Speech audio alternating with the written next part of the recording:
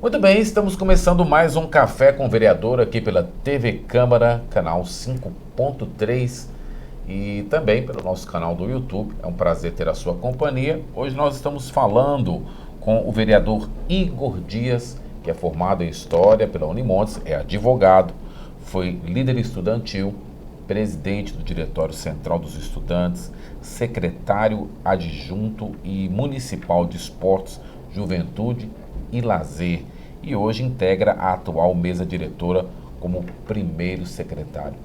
Vereador, um prazer ter a sua presença aqui no nosso Café com o Vereador. Bom dia a todos, eu que agradeço o carinho e a amizade, né, Irlan, da TV Câmara, todos os colaboradores aqui dessa TV, esse grande canal de comunicação aqui do Legislativo, e dizer que é uma honra estar aqui e podem sempre contar conosco, na medida do possível, para ajudar, colaborar e discutir os temas de real interesse da nossa Montes Claros. Vereador Igor Dias, nós falamos um pouco sobre a sua trajetória e vamos falar um pouco mais aqui, né? Desde a sua vida estudantil até os dias de hoje, como é que foi a sua trajetória, o seu envolvimento exatamente nas causas públicas e sociais? A vida é um eterno show de mudanças. Eu era tímido, até demais. Aí na adolescência, gostava muito de música, tinha aquela fase Montes Claros das bandas de garagem, as bandas de rock, eu gostava de tocar guitarra, depois comecei a cantar. Fui perdendo um pouco essa timidez. E depois ao ingressar também na universidade, eu me deparei com vários cenários que me oportunizaram a militância estudantil. A gente vendo os graves problemas que tinham na universidade na nossa época, as lutas históricas que tinham na Unimontes, e era Unimontes com mais de 16 mil estudantes, era uma cidade, o campus universitário aqui em Montes Claros, fora os campos. Eu me envolvi com a política estudantil e fui eleito em 2004 presidente do Diretório Central dos Estudantes, representando todos os acadêmicos da universidade. E lá iniciou a minha carreira política, é o que eu tenho como marco inicial, né? E através da universidade a gente foi projetado, realmente discutindo os temas importantes da academia no cenário, tanto no mundo acadêmico mesmo, do discente, do acadêmico, do aluno, mas também sensível à causa dos professores também. Nós participamos também, fomos eleitos para o Conselho Universitário da Universidade, e isso deu muita experiência política, pelo debate, o alto nível do debate, as discussões dos temas. É como se fosse uma Câmara de Vereadores mesmo. E eu fui tomando gosto pela coisa e vendo a capacidade de servir que a gente poderia ter. E a política, ela quando entra no sangue, na veia da gente, ela não sai mais nunca. E a partir disso, depois me formei em História, comecei a lecionar em faculdades, principalmente no ensino superior da nossa cidade, e fui secretário adjunto de Juventude, fui assessor legislativo da Assembleia Legislativa de Minas Gerais, retornei de novo a ser secretário de Esportes aqui de Montes Claros, já na gestão do atual prefeito Humberto Souto, candidatei e fui eleito vereador nessa última legislatura. Importante lembrar, eu já havia tentado a eleição para vereador já 3 vezes anteriores, uma caminhada de 12 anos, não é uma caminhada de 12 dias ou 12 horas, é uma caminhada que foi construída. Eu me lembro da primeira eleição, a dificuldade que tinha, de vários cenários, inclusive de reconhecimento, de conhecimento popular, e foram barreiras que foram sendo quebradas com o dia a dia, com a constância, com o apoio da família, dos amigos. E de 847 votos da primeira eleição, chegamos a 1.059 na segunda, 1.253 na terceira, 1.577 nessa quarta, da qual fomos eleitos. Eu tenho muito orgulho de falar isso porque foi uma trajetória construída, não foi uma coisa simplesmente engessada de cima para baixo. Ela a campanha, ela não se faz apenas no estalo, ela se faz uma caminhada. Essa caminhada, como eu disse, se faz com os amigos, com os familiares e quem realmente acredita que você pode realmente ajudar a construir uma cidade cada vez melhor. E eu agradeço a cada um por esse carinho, essa confiança depositados em mim.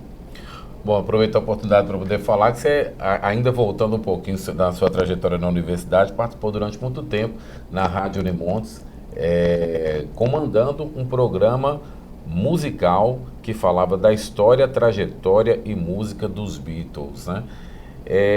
Como que você falou das bandas, agora também estar aqui, como que isso é importante, né, na construção da vida pública, está ligado à cultura?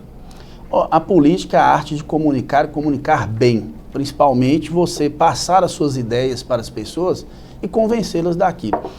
A vida universitária, a Unimontes, eu tenho um agradecimento muito grande à universidade, porque ela abriu muitas portas, principalmente nesse sentido da rádio. Você lembra disso? A gente trabalhava lá, eu era um piolho de rádio, eu sempre gostei de comunicação, de música, de arte, no modo geral.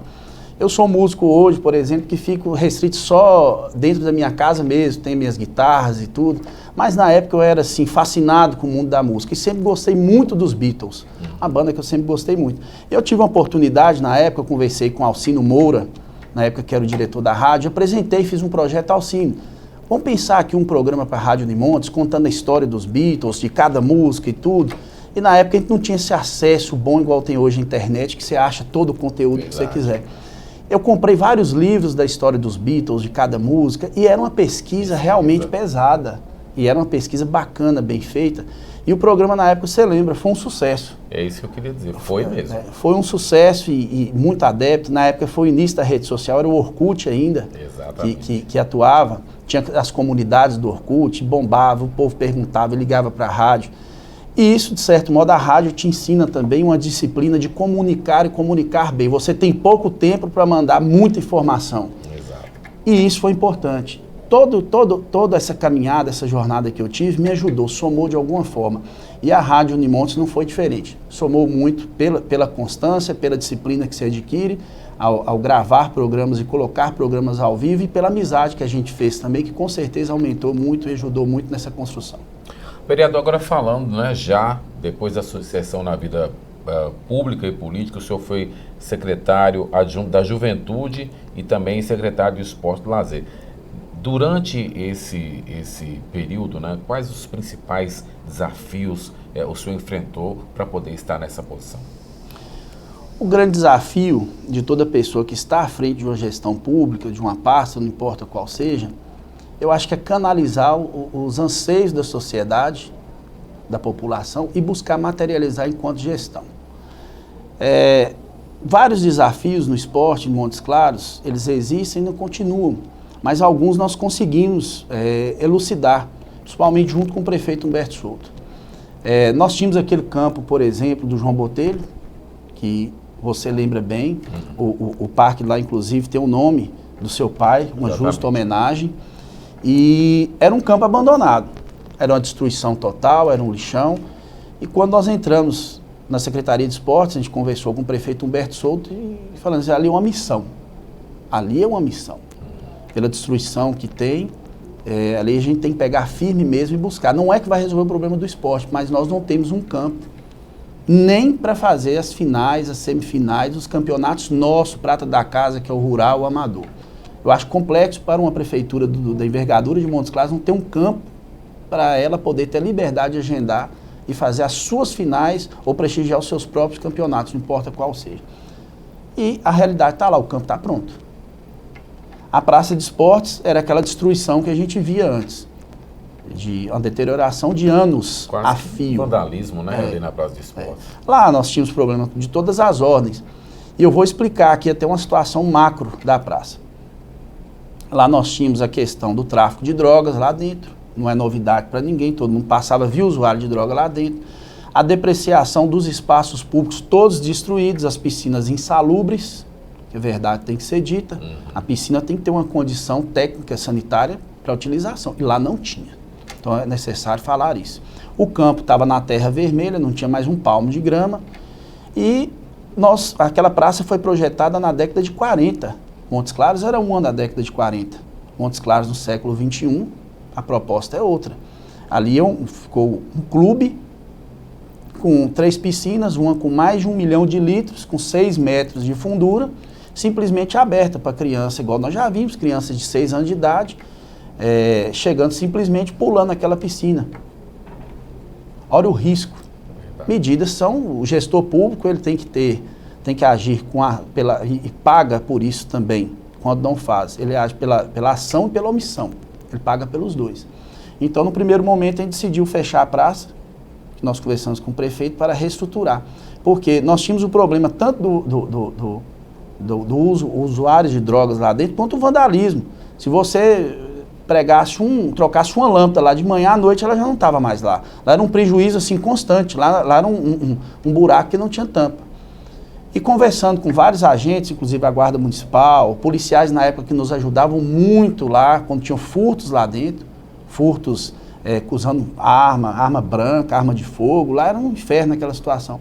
Eles orientaram o seguinte: vocês não conseguem gerir um espaço desse no centro, chamando a atenção do jeito que está, cheio de buraco na tela. Se fizer outra tela, o povo vai furar do mesmo jeito, vai pular. Buraco, né? E até por uma questão também de você ter uma maior discrição para, num futuro próximo, fazer uma hidroginástica ou trabalhar com crianças usando maiô, roupas de banho.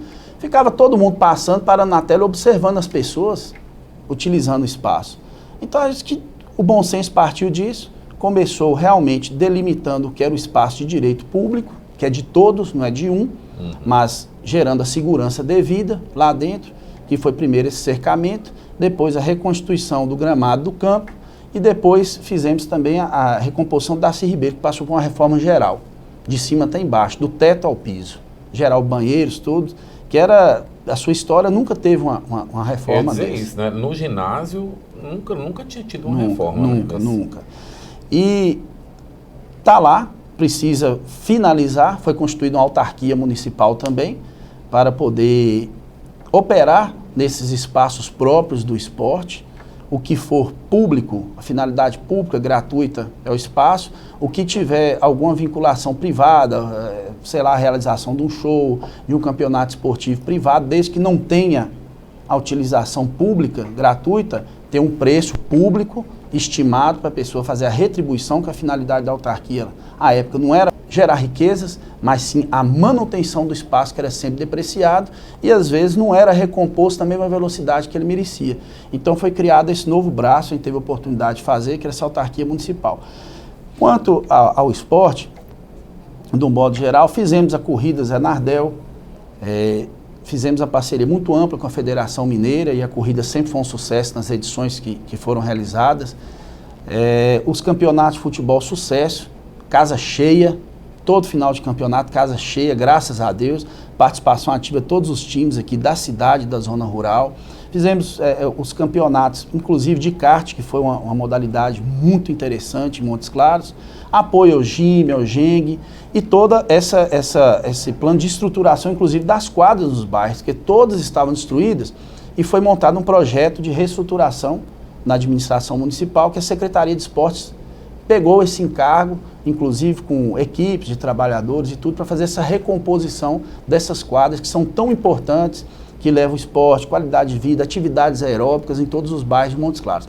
Se a gente ficar aqui, eu acredito que eu vou ficar uns 40 minutos falando, tem tanta coisa importante que foi plantada a semente lá e que, se Deus quiser, mais à frente vai se transformar em realidade na nossa cidade. Muito bem. Nós vamos para um breve intervalo, então. Vimos aqui, né, a atuação do vereador Igor Dias, né, já dentro do cenário social, cultural e político da cidade, né, desde muito cedo na sua trajetória. Depois do intervalo, nós vamos falar exatamente sobre a inserção do vereador Igor Dias no parlamento, aqui na Casa Legislativa. Nós voltamos daqui a pouquinho. Fique ligado aqui no nosso Café com o Vereador.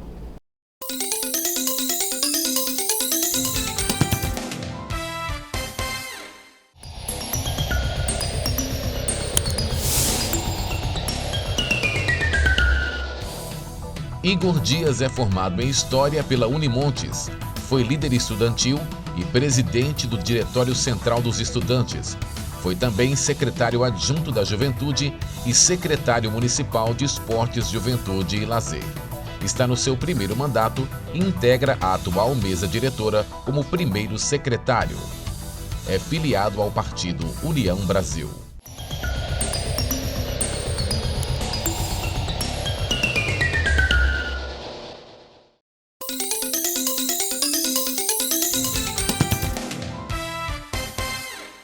Estamos de volta ao nosso Café com o Vereador. Hoje estamos com o vereador Igor Dias, primeiro secretário da mesa diretora, da nova mesa diretora da Câmara no biênio 2023-2024. No bloco anterior, nós falamos um pouco sobre a trajetória do vereador, agora vamos falar sobre o seu trabalho aqui na Casa Legislativa. Vereador, a gente começa esse bloco perguntando qual foi sua principal motivação para disputar uma cadeira. Você disputou por 3 vezes, né? Quer dizer que era realmente algo que era o seu objetivo, a sua meta, conquistou. Qual foi a principal motivação? A principal motivação no político é a vontade de servir, e a minha não foi diferente. A gente vê a política nacional hoje, às vezes, tão cheia de bandalheira, de confusão, e às vezes a gente perde a fé nas pessoas e nos políticos. É o maior erro que a gente tem.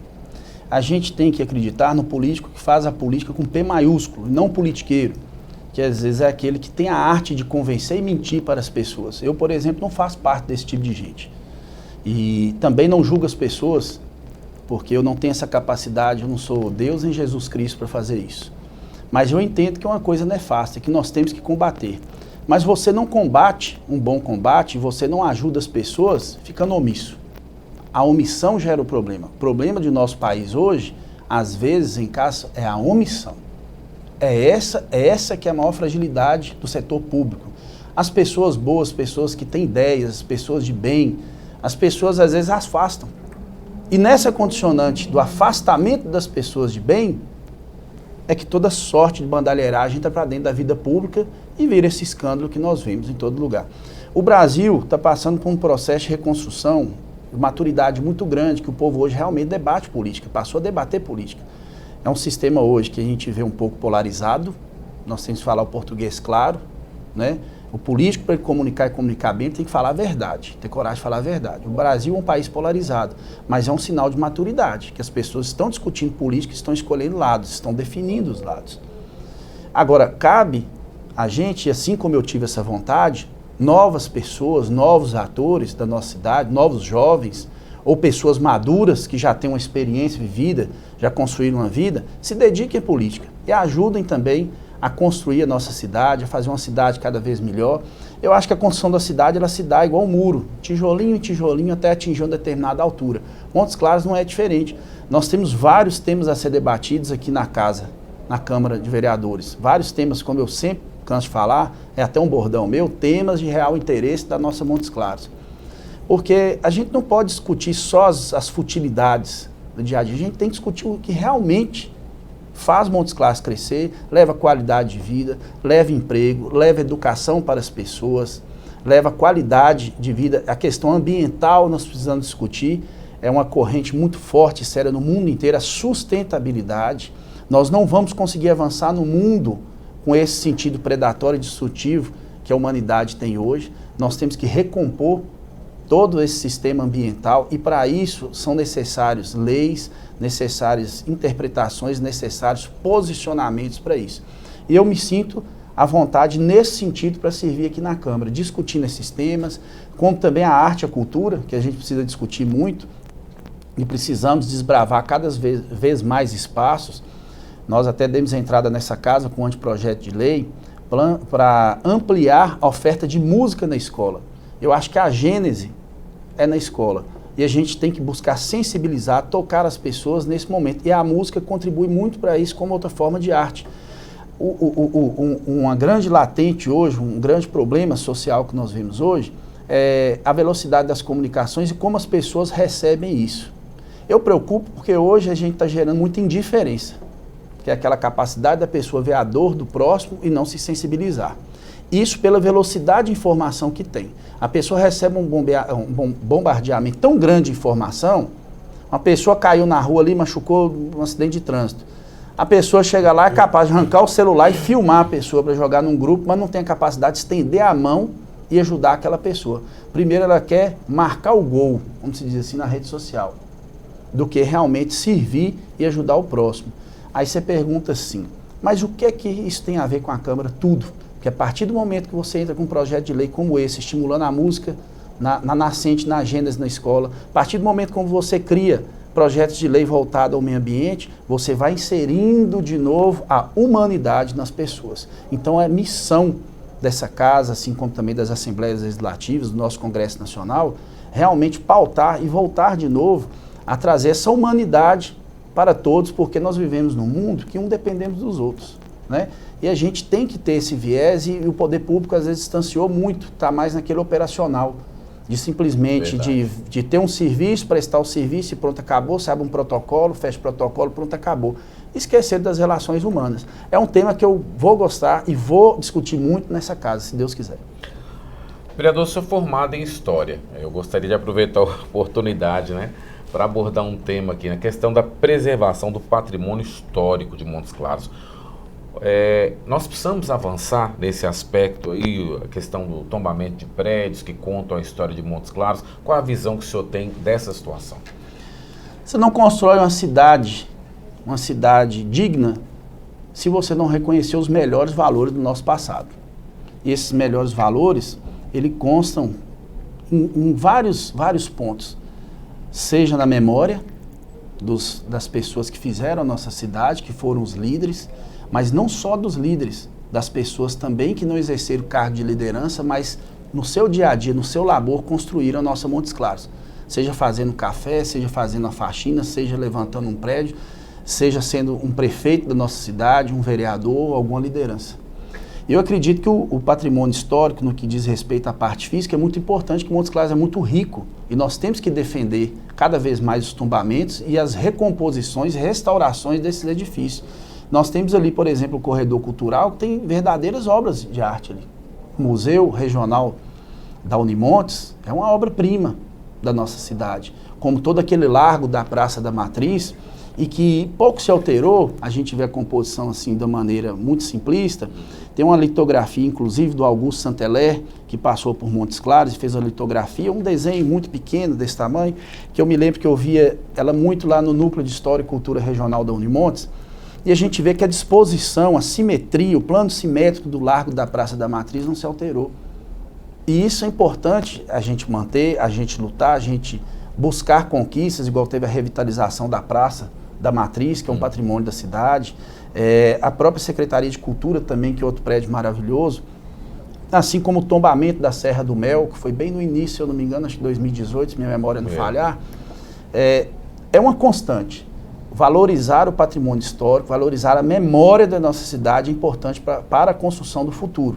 Até mesmo para a gente aprender com os acertos e os erros do passado, para poder construir um futuro melhor. Eu penso assim de maneira muito simplista como historiador, até mesmo pelo tempo que nós temos aqui ser curto, não dá para mim fazer uma extensão acadêmica mesmo, uma discussão acadêmica, metodológica, discutir toda a metodologia nessa questão da salvaguarda do nosso patrimônio histórico. Mas é uma pauta que conta com o meu apoio, sim, o que eu puder fazer, não só quando legislador aqui da casa, mas também como professor egresso da universidade, e estudei lá, vivi de perto isso, trabalhei na diretoria de documentação e informações, trabalhei no Núcleo de História e Cultura Regional, eu sei o valor que é a história e a memória da nossa cidade.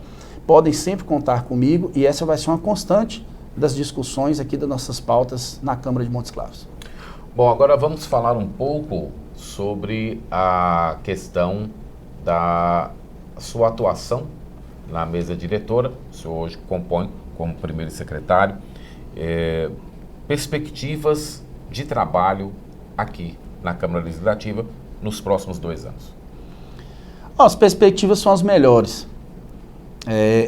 Tivemos essa oportunidade, agradecemos todos os colegas, vereadores que confiaram na gente essa missão de estar à frente aí, junto com o Júnior Martins, nosso presidente, a Maria Helena, nossa vice-presidente, o colega Wilton também, o segundo secretário, de estarmos como primeiro secretário da casa.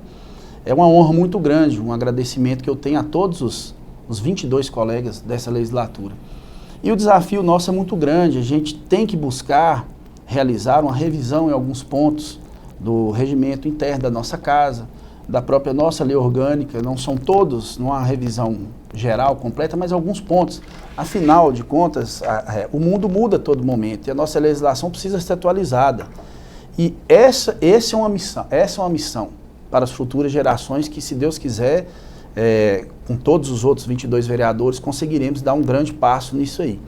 E também ajudar a casa, no que compete aqui, que eu estava conversando com o próprio presidente, que eu puder fazer aqui para ajudar na comunicação, porque comunicação, como eu disse, é tudo. O político tem que comunicar e comunicar bem, justamente para captar os anseios da sociedade e levar a resposta que ela precisa. A Câmara, na realidade, é uma caixa de ressonância da sociedade.